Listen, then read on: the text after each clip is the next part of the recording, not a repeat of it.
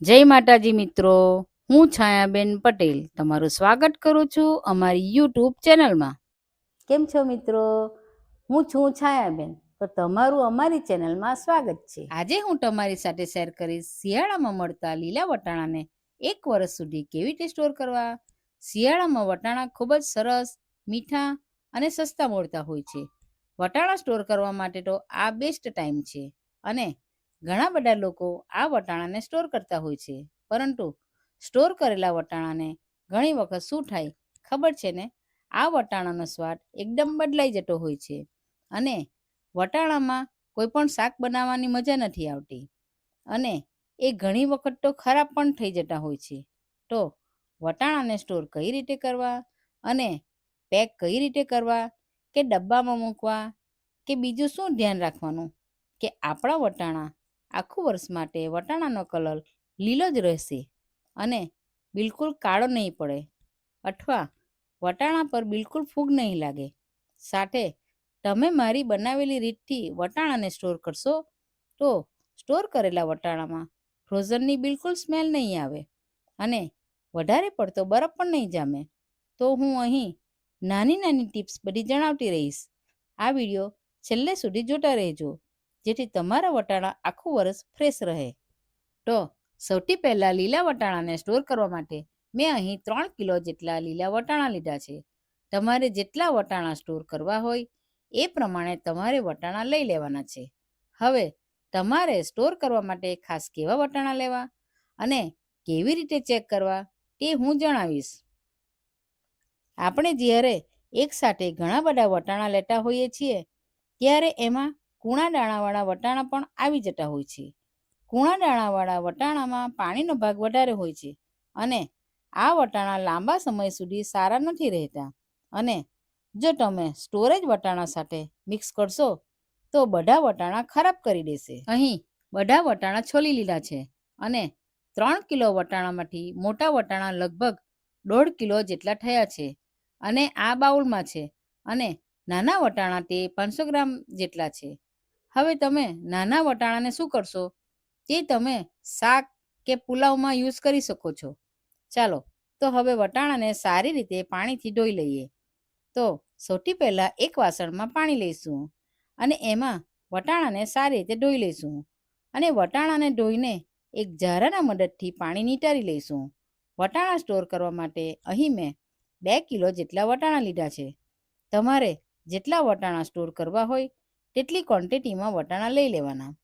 હવે વટાણાને બોઇલ કરવા માટે એક તપેલીમાં 1 લીટર જેટલું પાણી એડ કરીશું અને પાણીને બોઇલ થવા દઈશું. અહીં પાણીની ક્વોન્ટિટી થોડી વધારે રાખવાની. જો તમારી પાસે મોટું વાસણ ના હોય તો તમે 2 ભાગમાં પણ વટાણાને બોઇલ કરી શકો છો. હવે આ ગરમ પાણીમાં 4 ચમચી ખાંડ ઉમેરી લઈશું. ખાંડ અહીં પ્રિઝર્વેટિવનું કામ કરે છે. સાથે સાથે વટાણાનો લીલો કલર પણ જળવાઈ રહેશે અને વટાણાની મીઠાશને બિલકુલ ઓછી નહીં થવા દેશે. હવે વટાણા ફોલીને રાખ્યા છે તે ગરમ પાણીમાં ઉમેરી દઈશું. ગેસની ફ્લેમ હાઈ જ રાખવાની છે અને એકવાર ચમચા વડે સારી રીતે મિક્સ કરી લઈશું. અત્યારે તમે જોઈ શકો છો બધા વટાણા તળિયે બેસી ગયા છે અને આ વટાણા એક એક કરીને બધા ઉપર આવી જશે. ત્યારે સમજી જવાનું કે આપણા વટાણા બોઇલ થઈ ગયા છે. આપણે એકવાર વટાણામાં ઝારો ફેરવી દઈશું. ખાંડ ઉમેરી છે એટલે તે બરાબર મિક્સ થઈ જશે. ધીરે ધીરે બધા વટાણા એકદમ ઉપર આવી ગયા છે. આ વટાણાને વધારે બોઇલ નથી કરવાના. 2 થી 3 મિનિટ માટે ઉકળવા દઈશું. વટાણાને ઓવરકુક ના કરવા જોઈએ.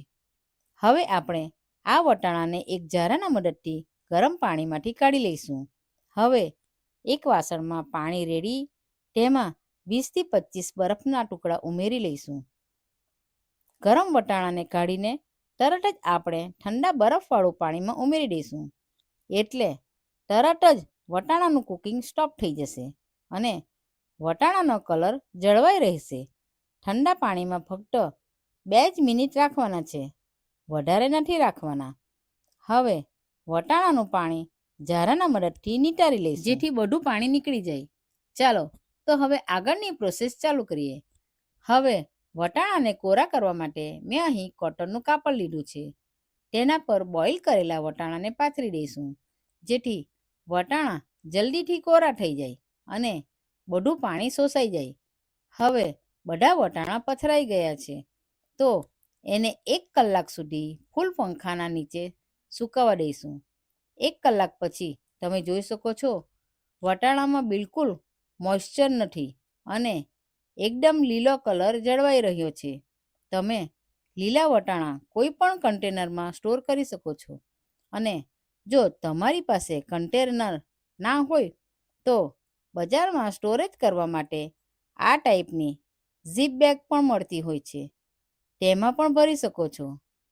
હવે આપણે એક પ્લાસ્ટિકનો ડબ્બો લઈશું અને એમાં આપણે થોડા થોડા કરીને ડબ્બામાં ભરી દઈશું. આપણે વટાણા એકદમ વધારે નથી ભરવાના, થોડા ઓછા જ ભરવાના, જેથી અંદર વટાણામાં બરફ ના જામે. અને એની ઉપર આપણે પ્લાસ્ટિક ઢાંકી દઈશું, જેથી બરફ જામે તો વટાણામાં નહીં આવે. એ રીતે આપણે વટાણાનો ડબ્બો ભરીને બંધ કરી દઈશું.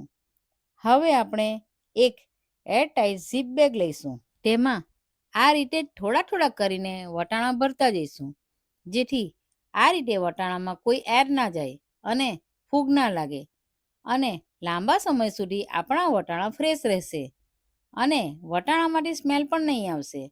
અને સિઝન ગયા પછી વટાણાની બનાવેલી રેસીપીની મજા માણી શકો છો. અને હા, વિડીયો કેવો લાગ્યો તે મને કોમેન્ટમાં જરૂરથી જણાવજો. જો તમને મારો આ વિડીયો થોડો પણ ઉપયોગી બને તો બીજા સાથે શેર જરૂરથી કરજો. અને આ જ રીતે તમે પણ આખું વરસ ફ્રીઝરમાં વટાણા સ્ટોર કરી શકો છો. ચાલો તો હવે આપણે ફ્રીઝરમાં મૂકી દઈએ. ચાલો તો ફરી મળીશું નવા વિડીયોમાં. તો ચાલો ફરી મળીશું આપણે એક નવી રેસીપી સાથે. આવજો. આવી જ અવનવી રેસીપી જોવા માટે અમારી ચેનલને સબસ્ક્રાઈબ કરો અને બાજુમાં બેલ આઇકન દબાવવાનું ભૂલતા નહીં, જેથી નવી નવી રેસીપીની નોટિફિકેશન આવતી રહે. તો ચાલો મળીએ બીજા વિડીયોમાં. આવજો.